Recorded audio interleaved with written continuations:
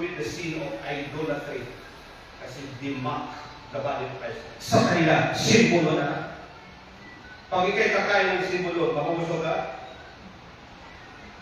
Mabubusog ka ba? Hindi. Pag ikay kumain ng simbolo, lalabas sa likod mo, simbolo. Kulay rainbow. Pag ikay kakain ng simbolo, hindi malusog yung spiritual body mo. Ngunit kung ikay kakain ng presensya at tutulpa sa akin, the bread of life, lulusog yung spiritual life. Hello? Hi. Hello? Hi. I hope you understand what I'm saying to you. Naintindihan niyo ba yung sinabi ko? Yes. Wala pa